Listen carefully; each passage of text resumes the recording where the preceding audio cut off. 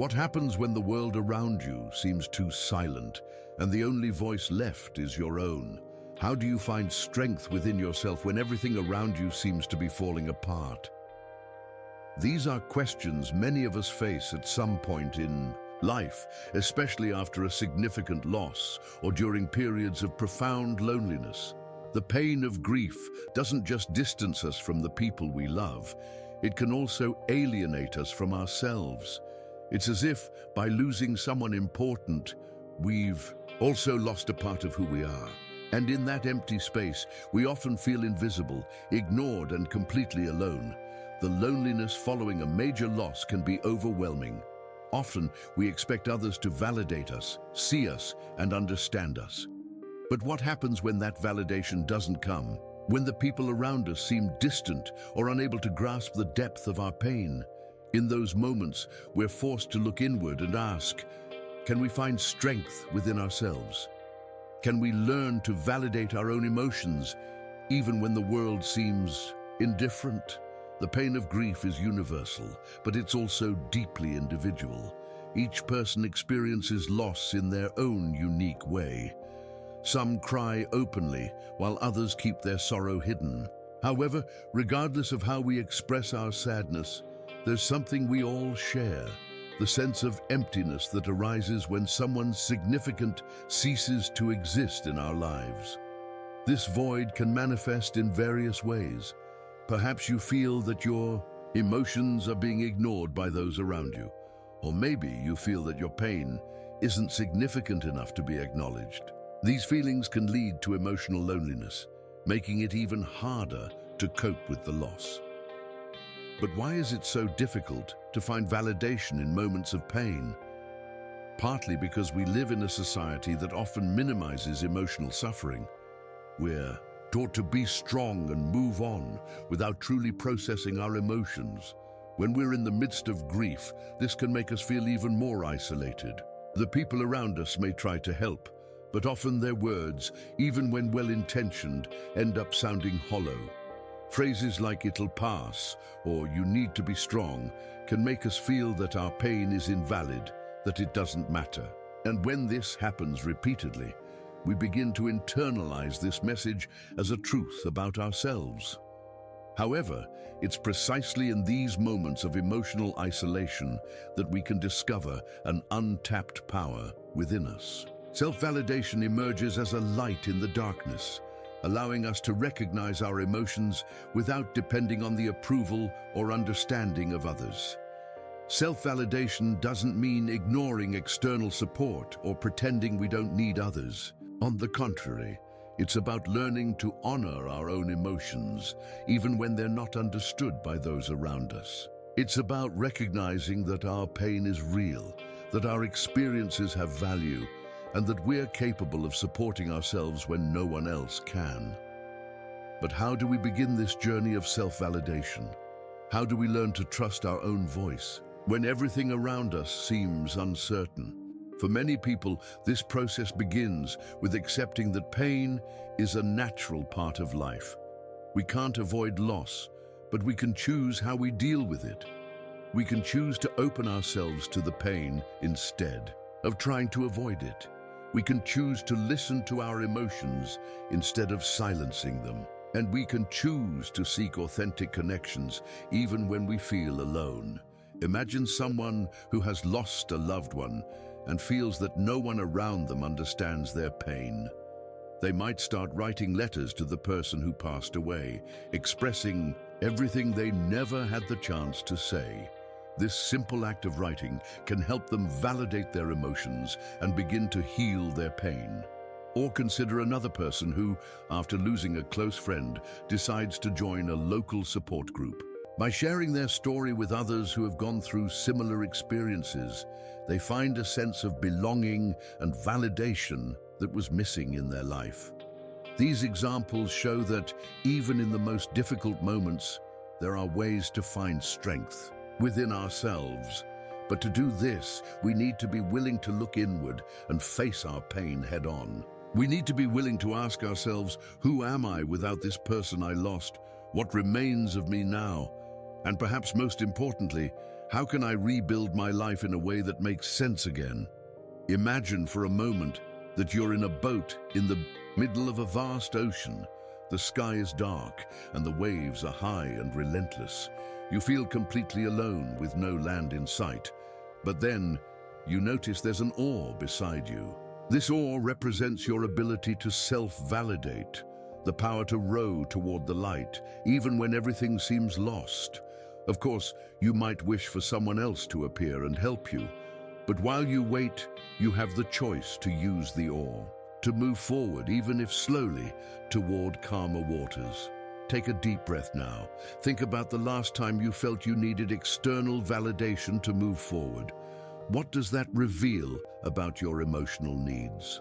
What would it be like if you could find that validation within yourself? Imagine a future where you no longer need to depend on others to feel complete. A future where you can trust your own strength, even in the most difficult moments. Because deep down, the strength we seek outside is often already within us. We just need to learn how to hear it. Now that we've begun to explore the importance of recognizing our emotions and validating our own pain, it's time to delve deeper into the roots of self-validation. What does self-validation truly mean? How does it develop within us? And why do so many people struggle to practice it? To answer these questions, we need to examine the psychological and emotional foundations that underpin this concept and how they impact our ability to cope with grief, loneliness, and other challenging experiences. Self-validation is not just a buzzword or an abstract idea. It's a concrete practice that involves recognizing, accepting, and honoring our own emotions, regardless of how others perceive them. When we validate ourselves, we're essentially saying, "My feelings matter. My experience has value. I am enough." This affirmation may sound simple, but for many people, it's one of the hardest things to do. Why? Because from an early age, we're conditioned to seek external validation. We learn to adjust our behavior, words, and even emotions to gain approval from others. This conditioning creates a kind of emotional dependency, where we start to believe that we're only valid when someone else approves of us. But what happens when that approval doesn't come? When the people around us can't or won't understand our pain, that's when the lack of self-validation starts to weigh on us. We feel lost, invisible, and disconnected from ourselves. And that's exactly why understanding the roots of self-validation is so crucial. It helps us build a solid internal foundation where we can find strength and clarity, even when the world around us seems indifferent.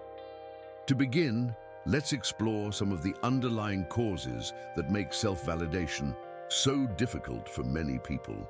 One of these causes is related to the concept of the persona, proposed by psychologist Carl Jung. The persona is the mask we wear to present ourselves to the world, the version of ourselves that we think others want to see. It's shaped by social expectations, cultural norms, and even the narratives we create about who we should be. Over time, this mask can become so ingrained that we start confusing it with our true identity. When something happens that challenges this persona, such as a major loss or an emotional breakdown, we feel disoriented because the image we project to the world conflicts with how we truly feel. For example, imagine someone who has always prided themselves on being strong, resilient, and capable of handling any challenge.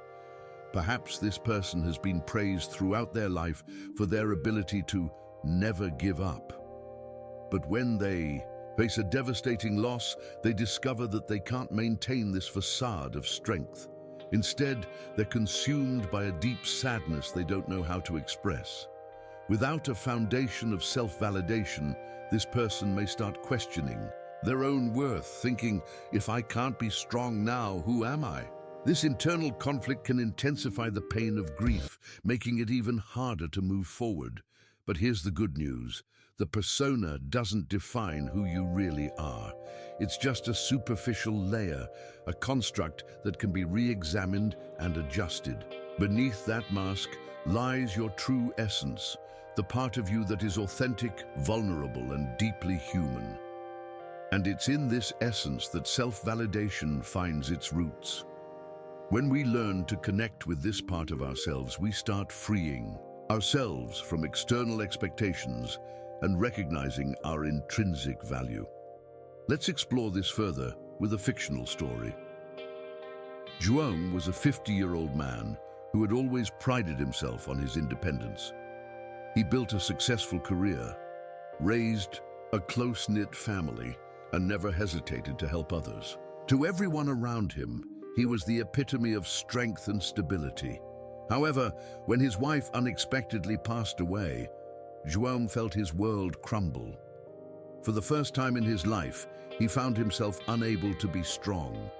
Instead, he was consumed by a profound sadness that he didn't know how to express. In the months following his wife's death, João tried to keep up appearances. He continued going to work, taking care of his children, and attending social events as if nothing had changed.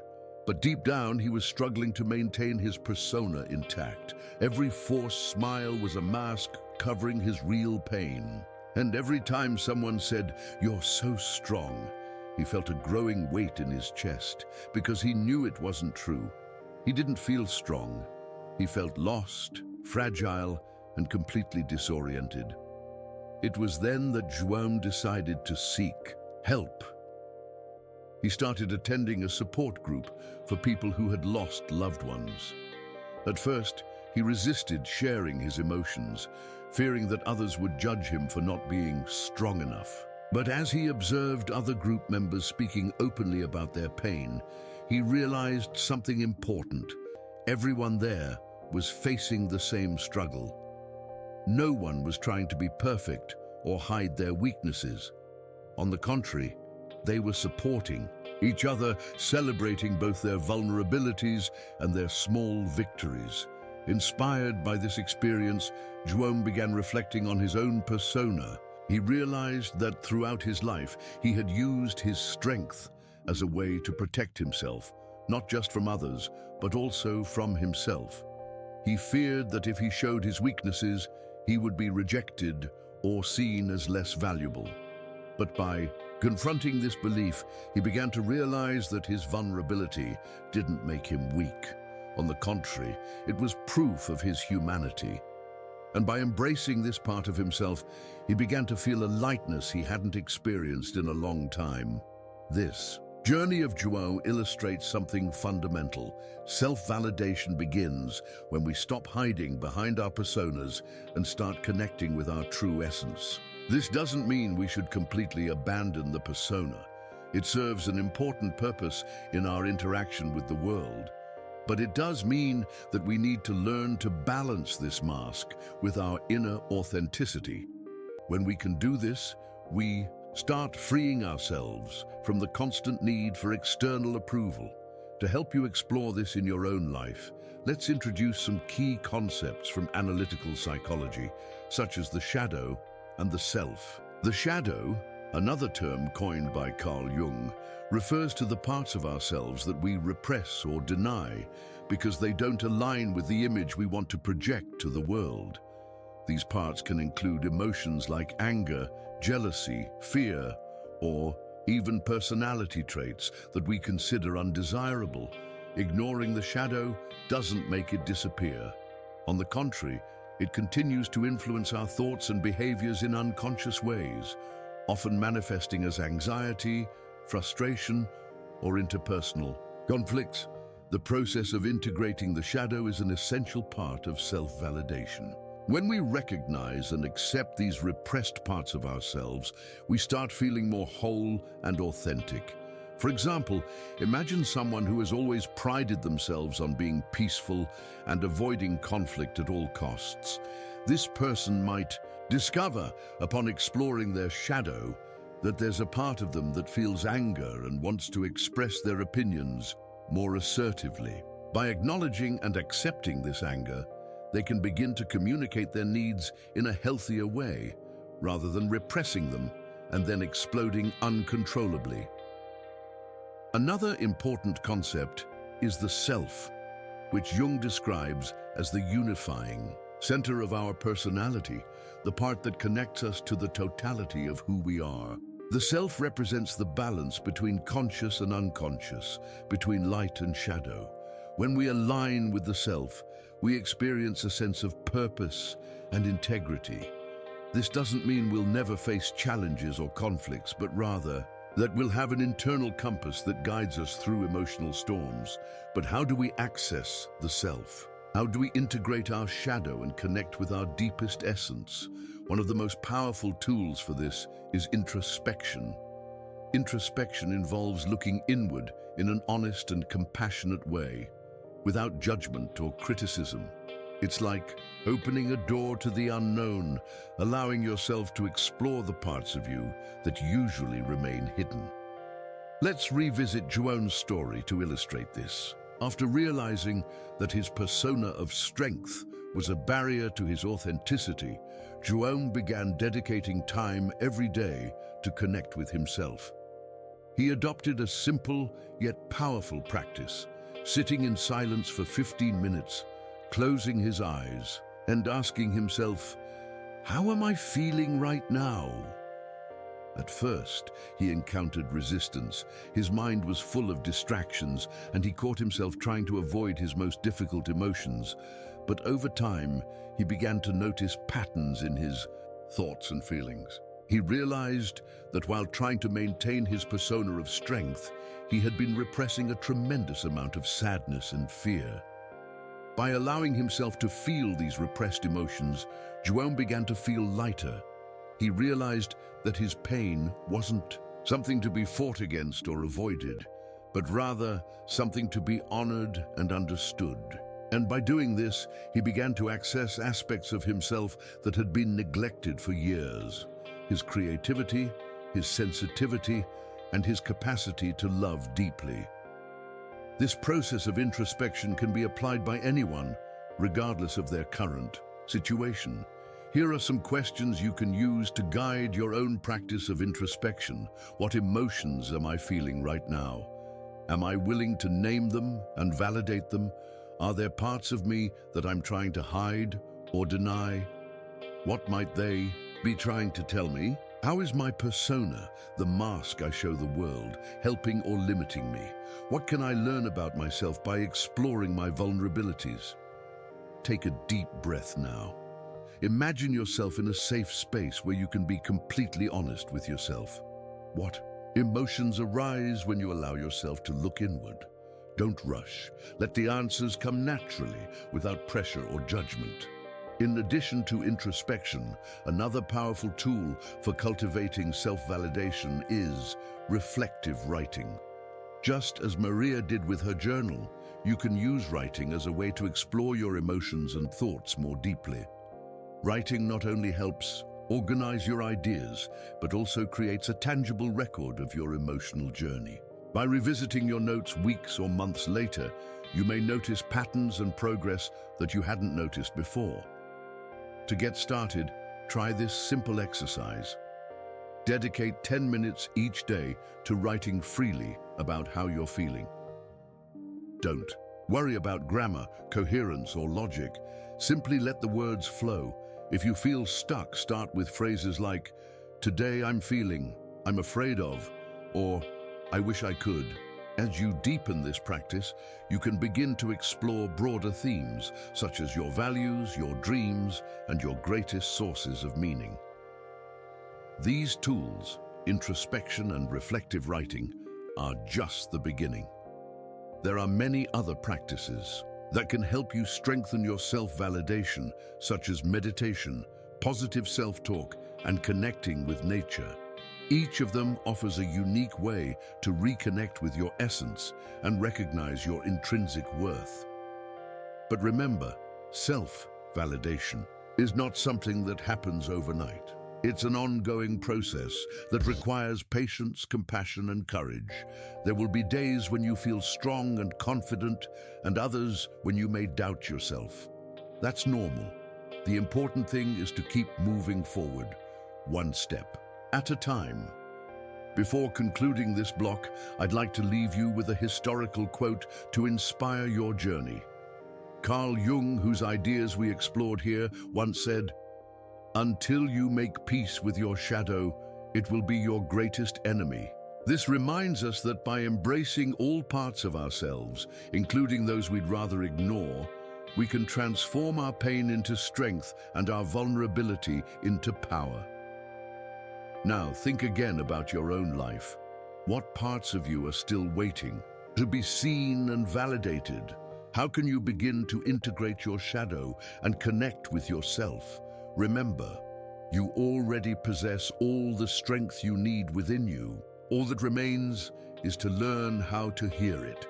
Now that we've explored the roots of self-validation and how it helps us access our true essence, it's time to dive into the practical tools that can guide us on this journey. Finding inner strength isn't just about intention. It's about consistent practice and using specific techniques to reconnect with ourselves. In this block, we'll explore various tools that you can incorporate into your daily life to strengthen emotional resilience, process pain, and rediscover purpose. These tools are like instruments in an internal toolbox, each designed to help you build a solid foundation of inner strength. Let's start with one of the most powerful and accessible practices, guided meditation. Guided meditation. Creating space for inner peace. Guided meditation is a technique that involves focusing your attention on an external voice or instruction, which leads you through a specific mental experience. This practice can be especially helpful for those dealing with grief, loneliness, or overwhelming emotions. It helps calm the mind and create space for difficult feelings without judgment.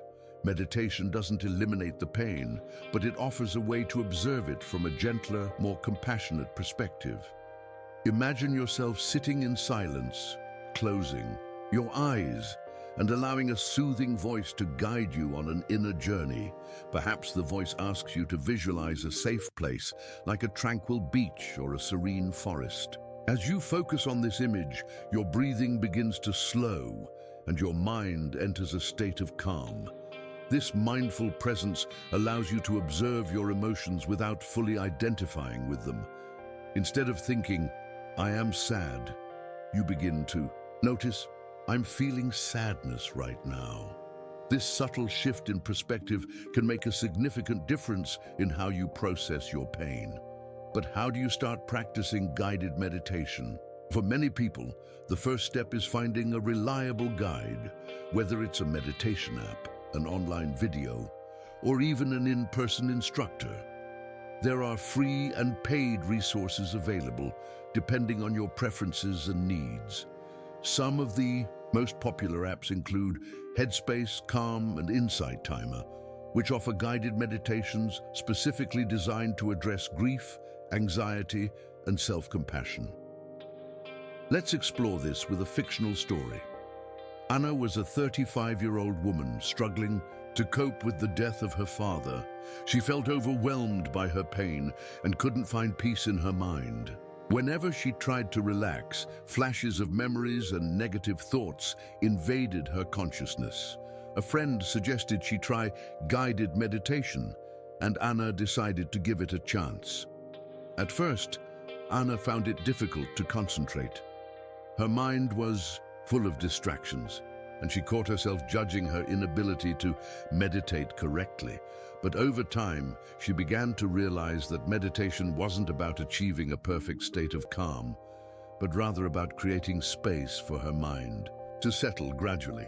One of the first meditations she tried led her to visualize a warm, golden light enveloping her body, bringing comfort and security. By the end of the session, Anna felt a lightness she hadn't experienced in a long time. Over the weeks, Anna began incorporating guided meditation into her daily routine.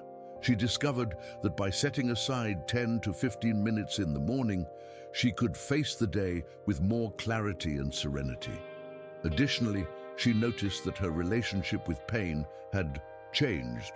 Instead of trying to avoid it, she learned to observe it with curiosity and compassion. This didn't mean the pain had disappeared. It was still there, but Anna began to feel that she had more control over how she responded to it. For those just starting out, here are some practical tips for incorporating guided meditation into your life. Choose a consistent time. Try meditating in the morning before starting your day or in the evening before bed. Consistency helps build a habit. Find a quiet space. Choose a location where you can be alone and free from distractions. It could be a corner of your home, a park, or any place that brings you peace. Use headphones. This helps block out external noise and allows you to focus better on the guide's voice. Be kind to yourself. Don't worry about doing it right. Meditation is a practice, and each session is an opportunity to learn. Take a deep breath now. Imagine yourself sitting in silence, letting a gentle voice guide you inward. What emotions arise when you allow yourself to simply observe without judgment? Remember, the goal isn't to eliminate pain, but to create space for it. 2. Reflective writing. Transforming thoughts into clarity. Another powerful tool for finding inner strength is reflective writing. As we touched on briefly in the previous block, writing about our emotions and experiences can be an incredibly therapeutic way to process pain and gain clarity about our thoughts. But in this block, we'll explore this practice in greater depth and offer specific exercises that you can use to maximize its benefits. Reflective writing works because it allows us to express our emotions in an unfiltered way.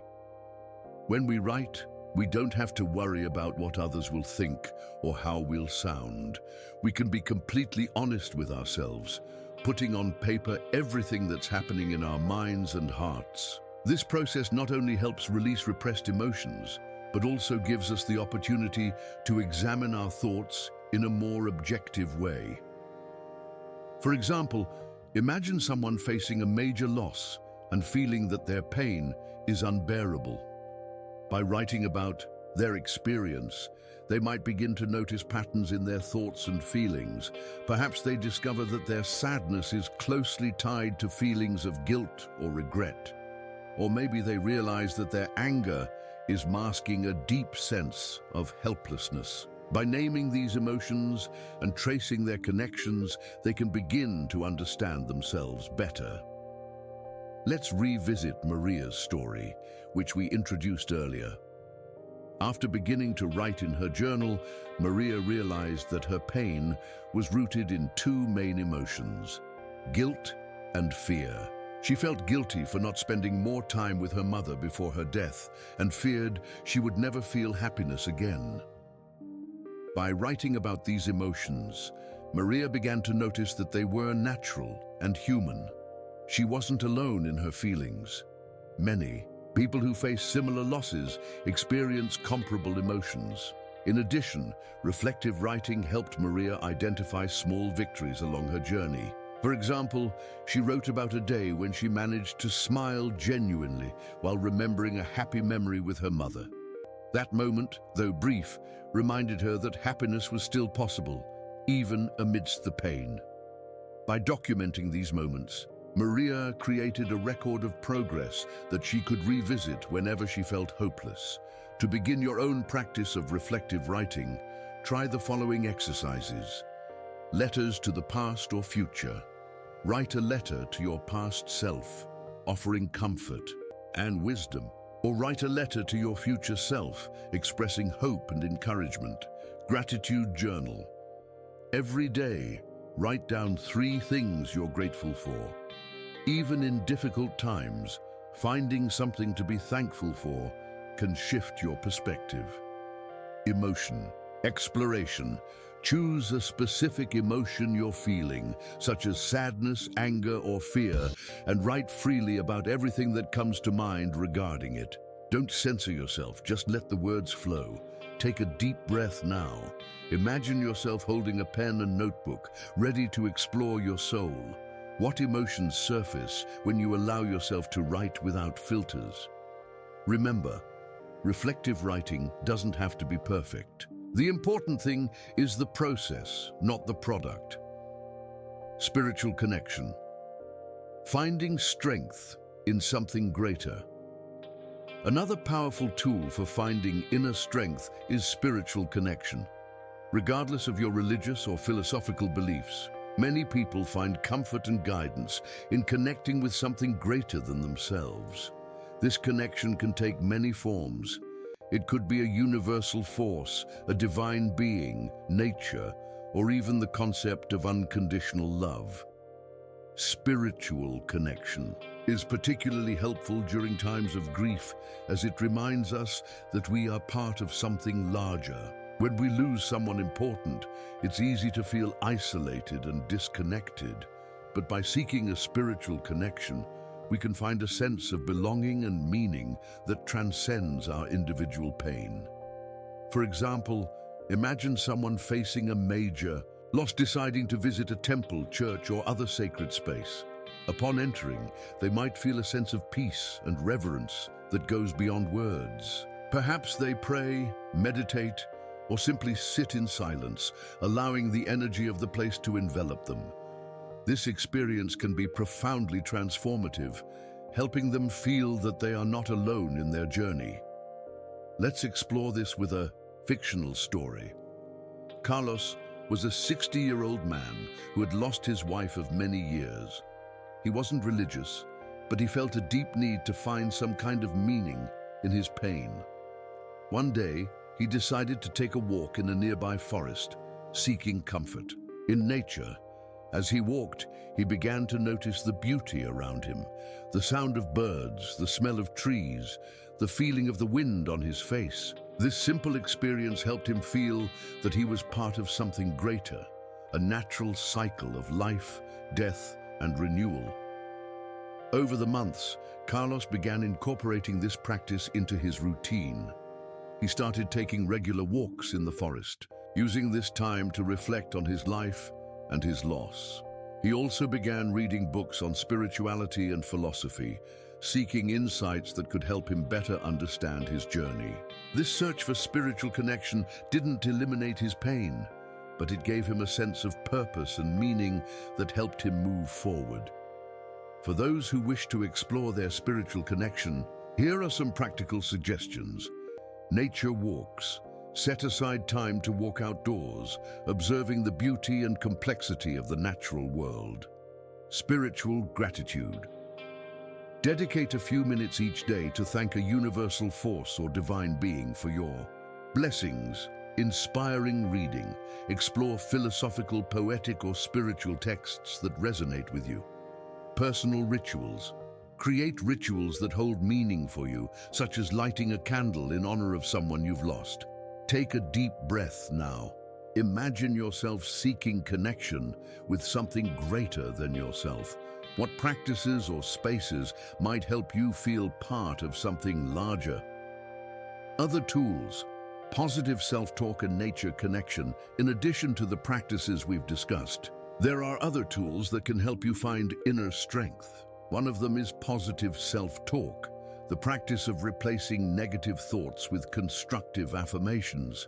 When we're dealing with grief or loneliness, it's easy to fall into patterns of self-criticism.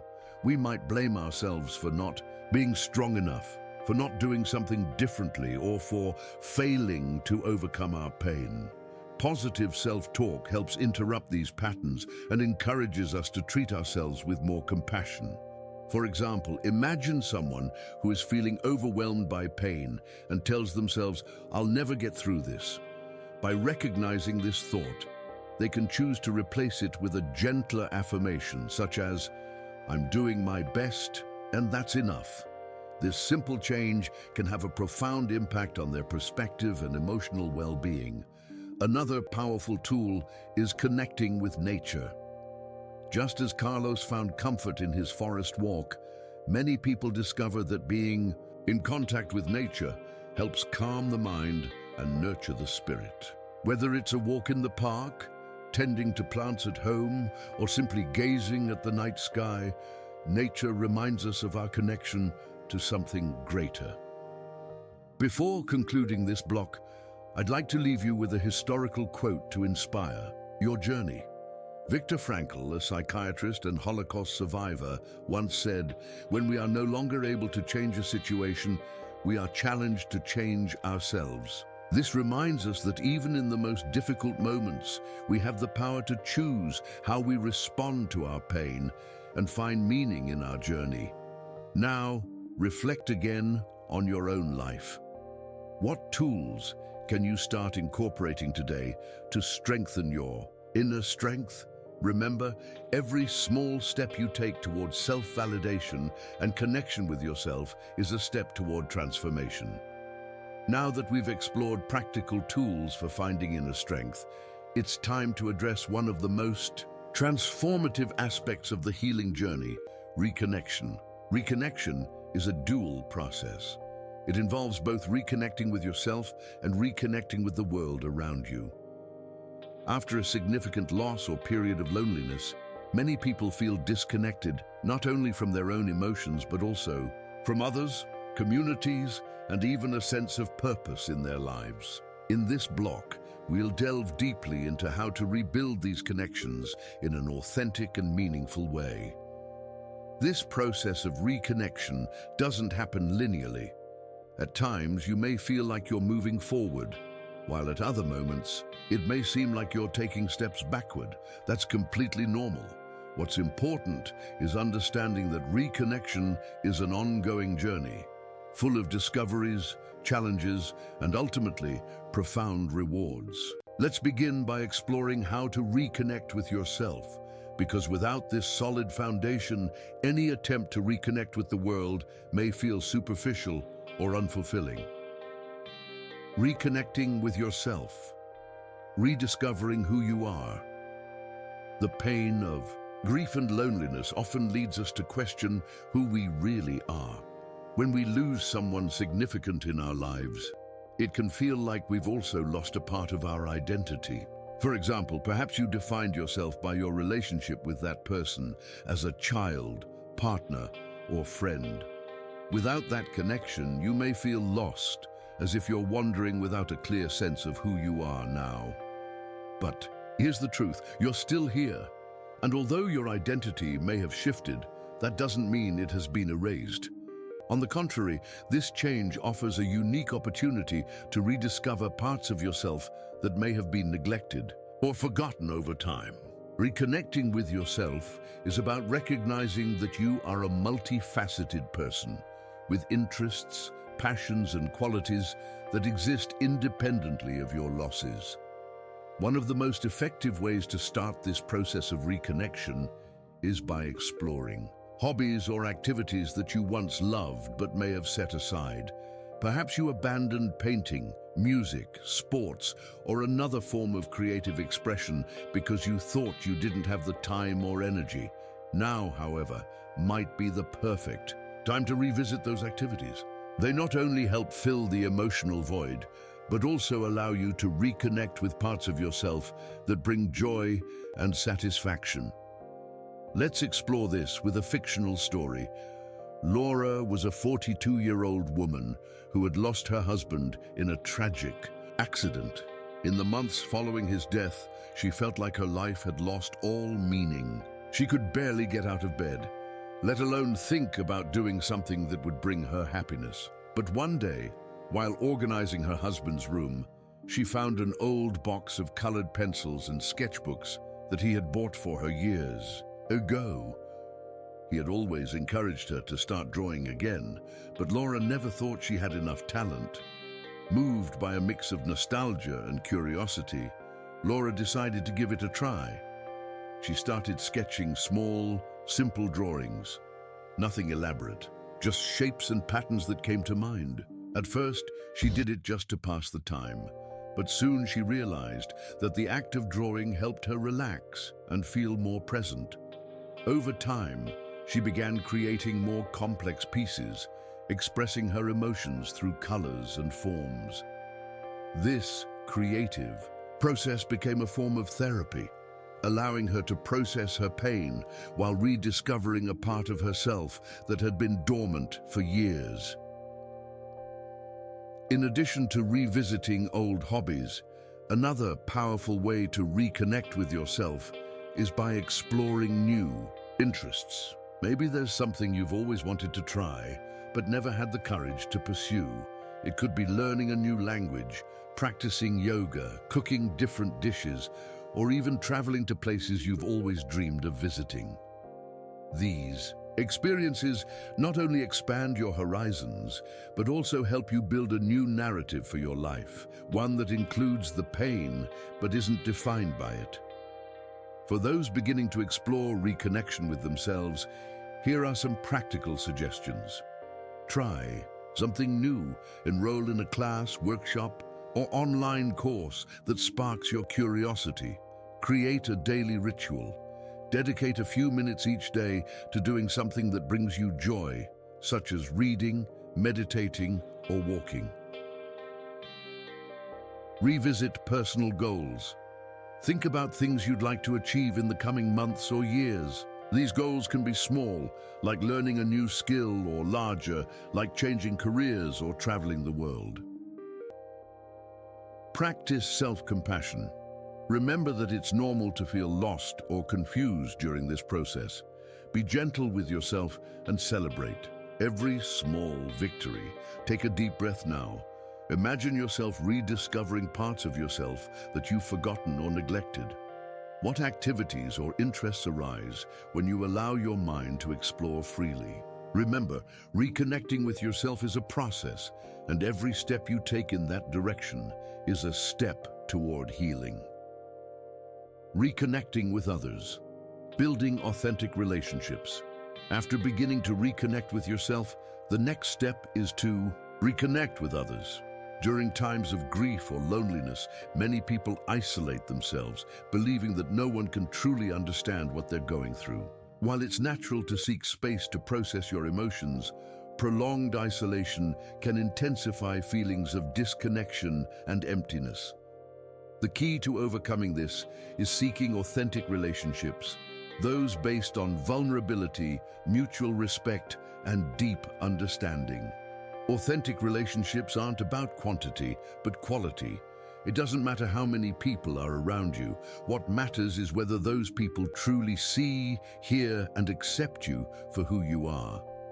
A single genuine connection can be more powerful than hundreds of superficial interactions. To build these connections, it's essential to practice vulnerability. That is, opening up emotionally and sharing your true feelings with others. But how do you do this safely and sustainably? First, it's important to identify the people in your life who are truly trustworthy. These are individuals who have demonstrated consistency, empathy, and availability over time. Once you've identified them, you can begin nurturing those relationships intentionally. For example, imagine someone facing a major loss, deciding to share their feelings with a close friend. Instead of minimizing their pain or offering quick solutions, this friend listens with genuine attention, validating their emotions and offering unconditional support. This validation can be incredibly healing, helping the person feel seen and understood. Let's explore this with a fictional story. Pedro was a 50-year-old man who had lost his childhood best friend. He felt that no one around him truly understood the depth of his loss. One day, he decided to call a co-worker with whom he occasionally discussed trivial matters. To his surprise, this co-worker listened attentively and shared their own experiences of loss. This sincere conversation helped Pedro realize that he wasn't alone in his pain and that there were others willing to support him. In addition to nurturing existing relationships, another way to reconnect with others is by seeking new connections in communities aligned with your values. This could include support groups, clubs with shared interests, volunteering, or even online networks. Being surrounded by people who share your passions or challenges can create a sense of belonging that's essential for emotional healing. For those looking to strengthen their connections with others, here are some practical suggestions. Practice active listening. When talking to someone, focus entirely on what they're saying without interrupting or judging. Be vulnerable. Share your emotions honestly, even if it feels uncomfortable at first. Join communities. Find groups or events that resonate with your interests and values. Express gratitude. Tell the people you value how much their presence means to you. Small gestures of appreciation can significantly strengthen connections. Now reflect again on your own life. Who are the people in your life who truly understand you? How can you nurture those connections more intentionally? Remember, authentic relationships are built on reciprocity and vulnerability. Finding purpose after pain. Transforming loss into mission. One of the deepest aspects of reconnection is finding purpose after pain. Many people who face significant losses feel that their lives have lost meaning. However, over time, they may discover that their experience of pain can transform into a source of inspiration to help others. This process of transformation is known as post-traumatic growth, the idea that even in the most difficult situations, we can find something valuable. For example, imagine someone who lost a loved one to a specific illness and decided to dedicate their time to raising funds for research or supporting others going through similar situations. This choice doesn't eliminate the pain of the loss, but it offers a sense of purpose that can be profoundly healing. Let's explore this with a fictional story. Clara was a 38-year-old woman who had lost her son to a rare disease. In the early years after his death, she felt like her life had no meaning. But after joining a support group for parents who had experienced similar losses, she realized that her experience could help others. She began organizing monthly meetings for these parents, creating a safe space where they could share their stories and emotions. Additionally, she launched an online campaign to raise awareness about the disease that took her son's life. These efforts not only gave new purpose to her life, but also helped her feel connected to something greater. Finding purpose after pain doesn't have to be grand or public. It can be as simple as deciding to live more intentionally, prioritizing the things that truly matter to you. Perhaps you decide to spend more time with your family, invest in meaningful relationships, or dedicate yourself to causes that align with your values. The important thing is that you feel connected to something beyond yourself. Before concluding this block, I'd like to leave you with a historical quote to inspire your journey. Antoine de Saint-Exupéry, author of The Little Prince, once said, "What makes the desert beautiful is that it hides a well somewhere." This reminds us that even in the most barren and challenging moments, there is beauty and meaning waiting to be discovered. Now think again about your own life. How can you transform your pain into purpose? What small or big steps can you take today to reconnect with yourself, others, and the world around you? We have now reached the final stage of this journey. But this doesn't mean your personal journey is coming to an end. On the contrary, this is just the beginning of something greater, a new phase of growth, healing, and transformation. In this block, we will synthesize the key insights explored so far, reflect on how these learnings can be applied to your life, and offer encouragement to keep moving forward, even when the path ahead seems uncertain. The conclusion of such a profound process, as this should not be seen as an end point, but rather as a moment to pause, reflect, and plan the next steps. Over the past hours, we've delved into complex and challenging themes, from the roots of self-validation to practical tools for finding inner strength and reconnecting with yourself and the world. Now, it's time to bring all of this together into a clear and accessible vision that you can carry with you into the future. Some summary of key insights, what we have learned. So far, before looking ahead, it's important to revisit the fundamental pillars we've built throughout this video.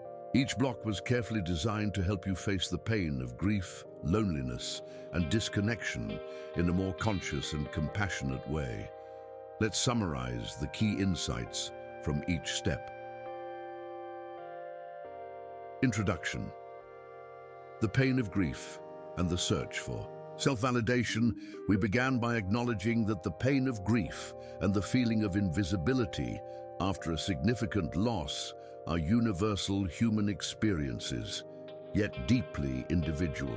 We explored how society often minimizes emotional suffering, leading many people to feel that their emotions are invalid or unimportant. From there, we introduced the concept of self-validation as a powerful tool for recognizing and honoring our own emotions, regardless of what others think or say. The roots of self-validation, connecting with your inner essence. In the first block, we dove into the roots of self-validation, exploring psychological concepts such as the persona, the shadow, and the self. We discussed how our dependence on external validation can distance us from our true essence, and how practices like introspection and reflective writing can help us access parts of ourselves that we often neglect. We learned that self-validation is not about rejecting others' opinions, but about building a solid internal foundation where we can rely on ourselves, even when the world around us seems indifferent. Practical tools for finding inner strength. Meditation, writing, and spirituality. In the second block, we explored various concrete tools for cultivating inner strength, including guided meditation, reflective writing, and spiritual connection. Each of these practices offers a unique way to process pain, gain emotional clarity, and rediscover purpose. We learned that finding inner strength is not about simply being strong, but about creating space to observe and accept our emotions without judgment. These tools help us build a kinder and more compassionate relationship with ourselves, reconnecting with the world and yourself, authentic relationships and personal purpose. In the third block, we focused on reconnection, both with yourself and with the world around you. We explored how rediscovering old hobbies or exploring new interests can help you reconnect with parts of yourself that have been neglected. We also discussed the importance of building authentic relationships based on vulnerability and mutual support, as well as how finding purpose after pain can transform your experience of grief into a source of meaning and positive impact. These insights form the foundation for a journey of healing and growth that can continue long after this video ends. But for them to be truly useful, we need to translate them into practical actions and daily reflections. Let's explore how to do this in a sustainable and meaningful way. Applying the learnings, how to turn theory into practice. One of the biggest challenges in facing any personal transformation process is moving from theory to practice. It's easy to feel inspired while watching a video or reading a book, but the real work begins when you decide to apply these ideas to your daily life. To help you with this process, let's break down the key learnings into concrete steps you can start implementing today. Step 1. Practice self-validation. Daily self-validation doesn't happen automatically. It's a skill that needs to be practiced regularly. Start by setting aside a few minutes every day to ask yourself, how am I feeling right now? Am I willing to validate my emotions, even if they're uncomfortable? Be gentle with yourself. During this process, it's not about solving all your problems immediately, but about creating a safe space where your emotions can exist without judgment. Step 2. Use practical tools to cultivate inner strength. Incorporate at least one of the tools we discussed: guided meditation, reflective writing, or spiritual connection into your daily routine.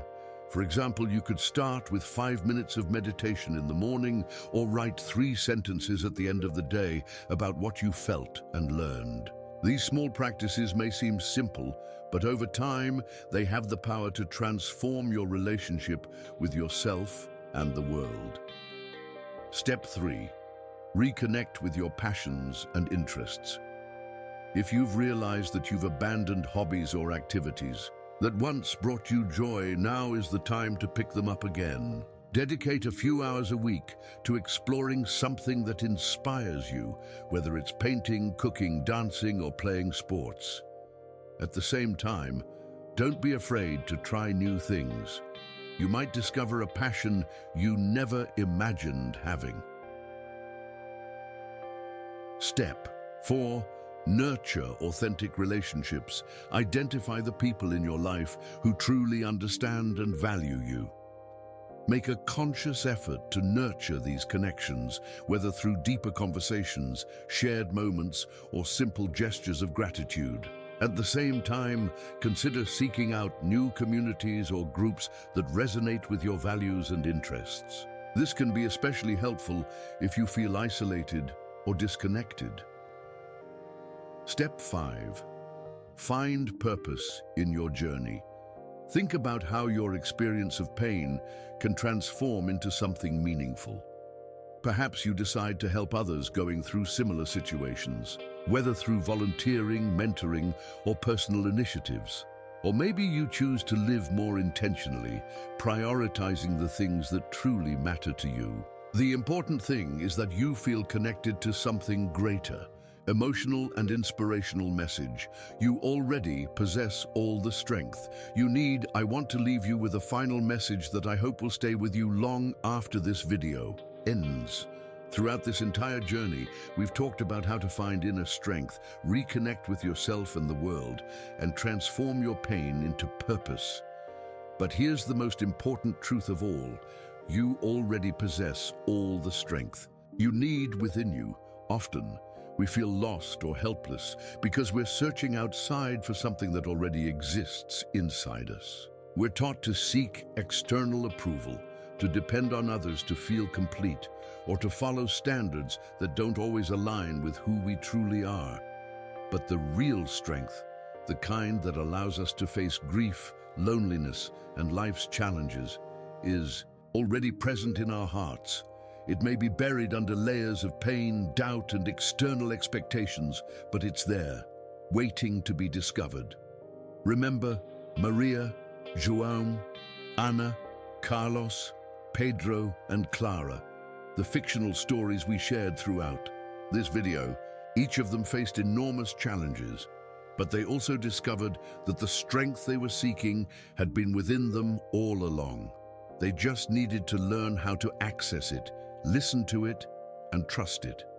You can do the same. No matter how difficult your journey may seem right now, know that you have the power to transform your pain into growth, your loneliness into connection, and your loss into purpose. Call to action. What are you going to do today? To conclude, I want to ask you a simple yet powerful question.